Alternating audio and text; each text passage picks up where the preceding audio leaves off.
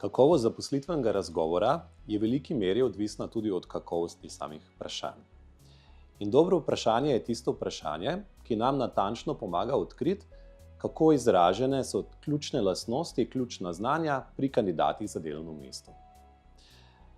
Pri smernicah za zaposlitvene razgovore uporabljamo predvsem strukturirana vprašanja. Teh je omejeno število 10 do 15.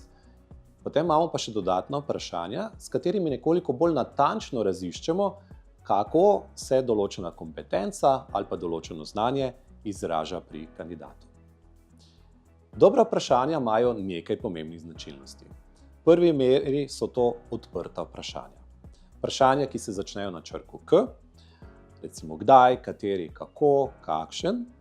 Medtem ko vprašanja, ki so tudi odprtega tipa, recimo zakaj, lahko delujejo že nekoliko bolj na posameznika, da se mora braniti oziroma da mora odgovarjati defenzivno. Zato se jim skušamo izogniti. Torej, kaj so razlogi za menjavo zaposlitve, napram zakaj ste menjali zaposlitev, deluje nekoliko drugače. V enem primeru se bolj branim. Pomembno je, da so vprašanja kratka. Torej, če se le da, skušamo vprašati tako, da dobimo v enem stavku vprašanje, na katerega lahko kandidat odgovori, in s tem omogočamo, da se glavnina pozornosti usmeri na kandidata, ne na tistega, ki sprašuje.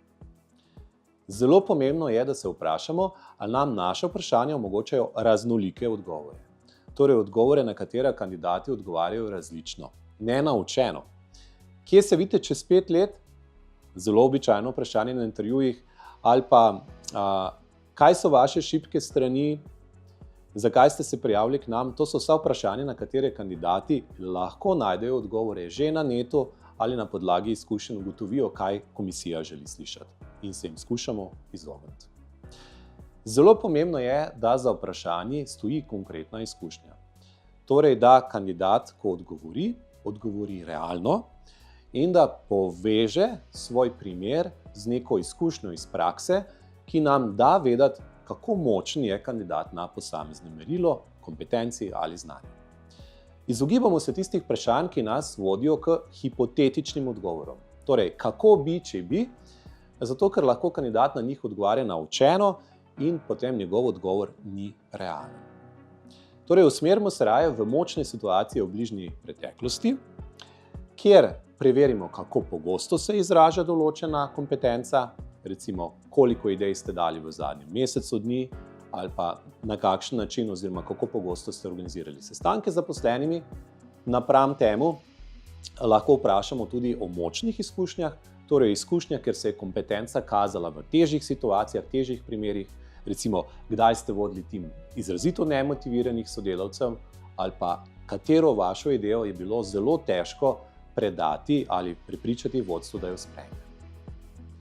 Dostikrat pa lahko nam pomoč pri postavljanju vprašanj tudi posebna metoda, ki jo rečemo STAR metoda. Torej, gre za način, kako raziskujemo kandidatove primere. Prvi situacijo opiše, torej v prvem koraku opiše situacijo, kjer dobimo bolj konkretno razlago, kateri primer je najbolj ustrezen za tisto, kar sprašujemo. Potem navede svoje naloge, pristojnosti, odgovornosti in potem pridemo v tisti del aktivnosti, kjer kandidat ostane večino časa in kjer razlaga, kako je delal določene stvari, kako je začel, kako se je organiziral, kako je nadaljeval, kje je soočal se s kakšnimi zapleti, kako jih je premagal. No in ta del je tisto, kjer se ustavimo večino časa, ker opisuje kandidat sebe in svoj način dela. V zadnjem delu imamo še pa rezultate, kjer preverjamo kratkoročne, torej neposredne učinke določenih aktivnosti, ki jih je navedel, in tudi dolgotrajnejše, predvsem njegova učna izkušnja, kaj se je zaradi tega spremenilo za prihodnost. Kje pa dobimo največ materijala za vprašanja?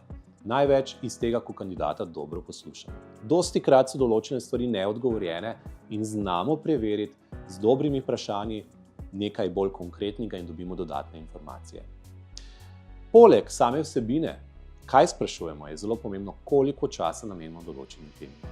Torej, rabite biti tudi zelo fokusirani in ohraniti fokus na tisto, kar je najbolj pomembno, včasih kandidata prekiniti, drugič ga pa spodbuditi, da odgovori še kaj več.